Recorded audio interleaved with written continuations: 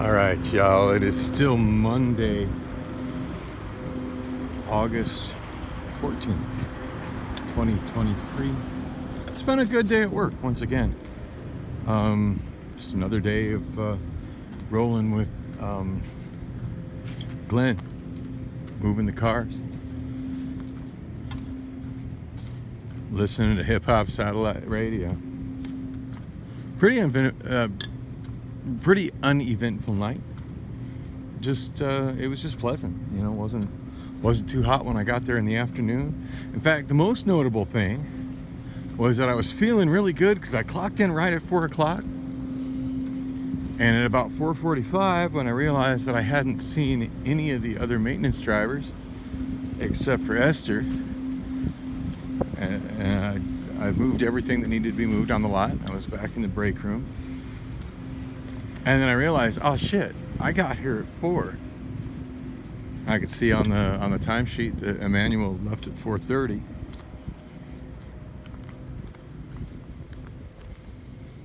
I literally showed up 2 hours late and didn't even realize it until 45 minutes later. But I was right on time, 2 hours late. Anyway, I told Rob, manager Rob, and he wasn't even sweating it. He's just like, no, it's all good. It was slow today. I told him, it's like, I got no reason. I just, for some reason, forgot you wanted me coming in at 2, and for some reason thought 4. Which, you know, whatever, not a big deal. Also not a big deal that I left early last night, or should I say early this morning. From HelloFresh. I already got my payment for last night. And in fact, I think I mentioned that I already had it when I was on my way to work. At this point, I've got Wells Fargo treating that like early payday. So they made it available quite a bit before I don't know how many hours, but notably quite a bit before I got the push through message from Wonolo telling me that the payment had been sent, which is really not a big deal because I'm not at the point where I'm like just waiting for money to show up so I can pay stuff to not get stuff turned off. Like that's behind me, with the exception of my electric bill, but they statutorily can't turn me off right now. So doesn't mean I'm not going to take care of that, but it's nothing I have to remotely worry about right now. Anything else worth mentioning? Oh yeah, I had a pretty entertaining conversation with Glenn once I started work today, where he by the way, did I say what time it is? I'm not 100% sure if I did. Anyway, it's 11:30 straight up right now. So been off for about an hour. Actually, I didn't clock out until I think 10:37, and it seemed to take Glenn and I a little longer to get out the building than it normally does, and just the usual routine, like he went ahead and dropped me off at 24th Street Station rather than me trying to find another driver to give me a ride up. Now, he was talking about working tonight until midnight, and Rob's gave him the go-ahead to do it. Then by the time 10:30 rolled around, he's like, no, I'm out of here. I'm like, well, okay.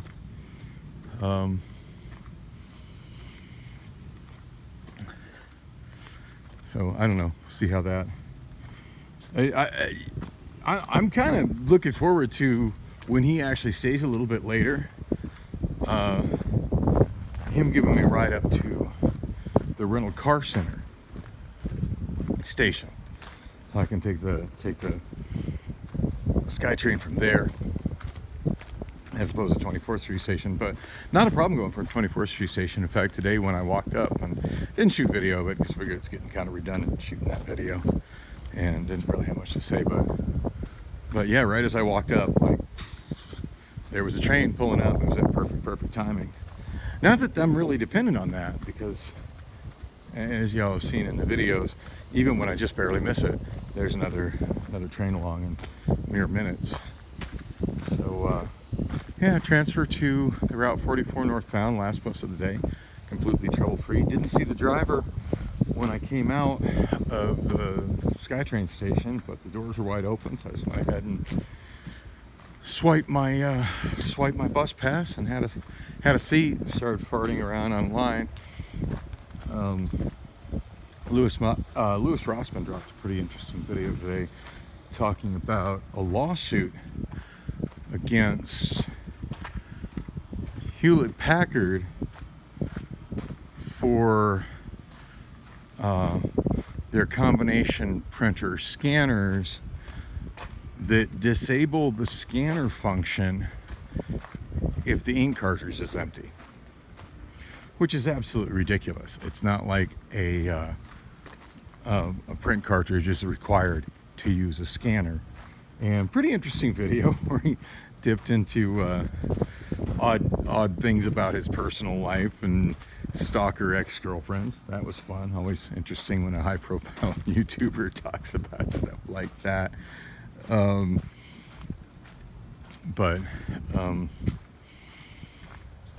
Anyway, of course, the discussion and comments below it, I had to get involved on that, especially when I saw somebody that said that felt that inkjet printers were a complete waste of money, that for 90% of the printing he needs to do, he does just fine with a monochrome laserjet printer. They're way faster and more economical. On the occasion when he needs color printing, he just goes to a print shop. And I'm like, yeah, me too. And although I hardly ever use it anymore, in fact, it's been a few years since it's been connected, so hopefully it still works, but it sure worked fine last time I used it. I used to print karaoke books with it, so we're talking just hundreds upon hundreds of pages on a regular basis. I couldn't even begin to say how much printing I've done with it. But yeah, HP LaserJet.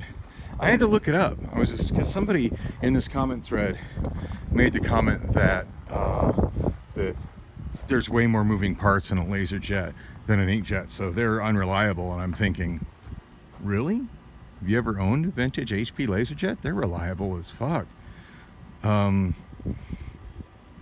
it took me a while to find out when that was first manufactured, because the data I kept coming up with on Google was when a company that refurbishes them started selling them refurbished on Amazon, which was like, I want to say 2000, no, I forget what year, whatever year it was like, no, I'm sure I've had my HP LaserJet even longer than that. And interestingly enough, refurbished ones now are going for like, what's up, big fluffy kitty? Oh, I scared the cat. Yeah, refurbished ones are going for, I want to say $350, which is insane for a printer that was originally manufactured back in 1998. Oh yeah, I found the information I was looking for. 1998. But yeah, I've probably had mine, shit, probably 17 years, and I don't think I probably used it in 4, but I can't imagine there's a problem with it. The thing has always been trouble-free, and I used to print like hundreds upon hundreds of pages every month with the thing. So, but yeah, the guy that responded to that, I'm like, yeah, dude, my printer is old, real old, and it's pretty trouble-free.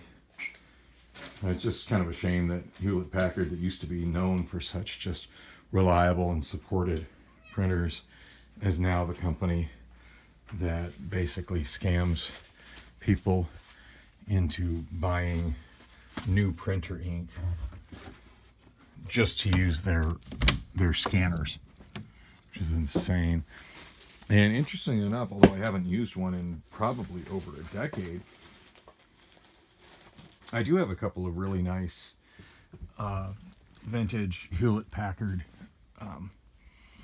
desktop scanners that I used to use frequently. One of which is just absolutely huge. Probably got like 3 of them. One that's got like an extremely larger than average scanner Like it scans way larger than just your regular style, your regular, 8.5 by 11-inch page. And then I've got another one that does legal paper, so the 8.5 by, God, I don't know how much taller it's the pages that are taller than 11.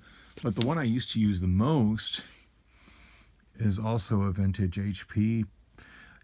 I want to say it's from the late 1990s, but it's not beige. It's like a charcoal gray, so that probably puts it in the early 2000s. But regardless, a probably nearly 20-year-old scanner. And I used it a lot in my old apartment in Tempe. Now, granted, I've been here in Arcadia for about 7 years, so it's been at least that long since I've used it. But back when I used to use it, I really enjoyed it. And it's got a page feeder. So I could put, like 10 pages on the top of it, and then in its Twain driver that would pop up, just click scan, and it would scan them all into a single multi-page PDF document. So great scanner, and of course, not connected to a printer as it should be.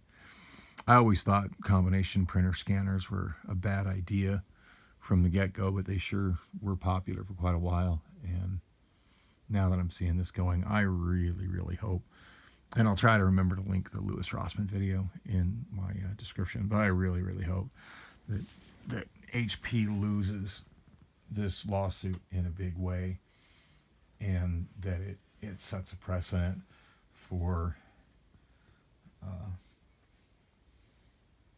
manufacturers not being able to do that sort of thing, because it's the whole printer industry has just become this big scam to get people to buy ridiculously overpriced ink cartridges, and that's just really not the way it should be. Anyway, that's not what I was planning on talking about. Mostly I just wanted to share that I showed up for work 2 hours late because I completely forgot what time I was supposed to come in. Most notable thing, Glenn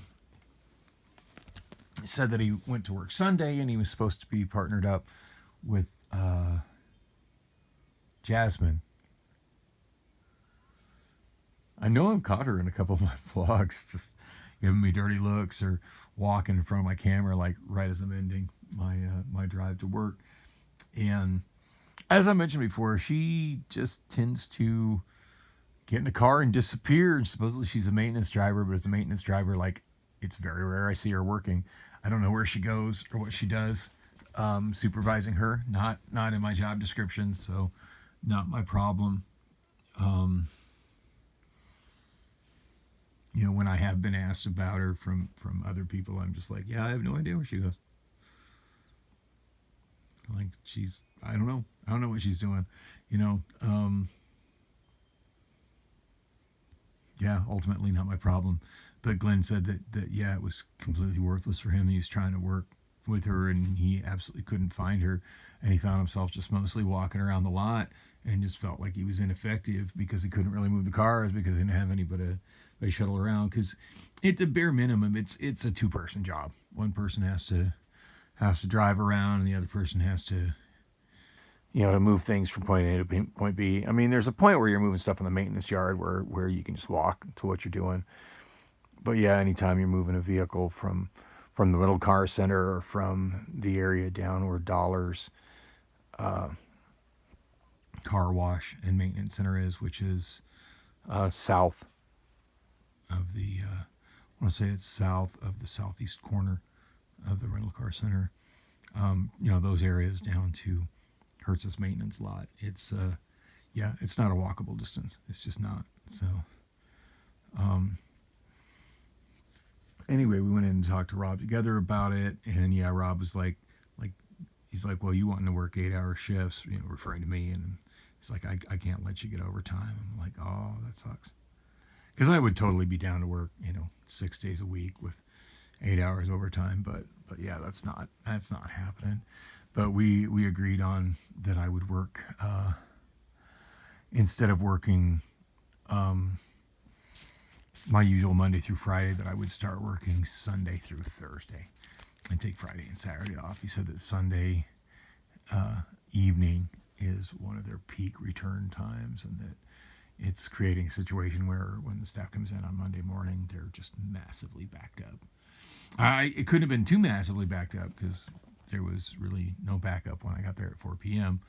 But I'm all for it, especially considering how unpleasant my last Sunday night shift was over at HelloFresh. Now, I don't know how this weekend's going to work. I should have asked Rob for details on that, if he expects me to be off Friday, because I'd rather not be off Friday. I want to get my full 40 hours a week. And I'm not sure entirely like how the pay cycle works with MLS, because I've never worked weekends, but I'm thinking they could probably, work Friday night, Saturday night off, and come back to work Sunday, and then work Sunday through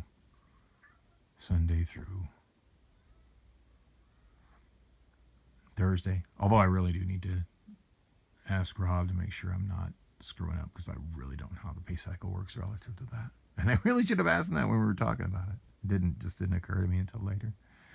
And that apparently is going to be the same thing with Glenn, except Glenn's going to be coming in at 5. And then he's pretty much been granted, like they said, he can stay until midnight and then partner up with the other drivers after I roll out. And how that's going to work, I don't have any idea. I'm just hoping for me it ends up with me having a convenient ride from the time clock at 10:30 up to the rental car center SkyTrain station. Anyway, that's pretty much all I got to say tonight. Part of me wants to go out, but I'm just feeling like chilling at home tonight, maybe trying to catch up on some other stuff. I still haven't caught up my Wells Fargo credit card, which of course I can do, just logging into the app. Just haven't taken the time to do it. And still haven't resolved PayPal, still haven't resolved Songbook DB, still haven't resolved, oh God, now I got like massively late eBay orders. Yeah, a lot of stuff I need to resolve. So I think I should work on that right now.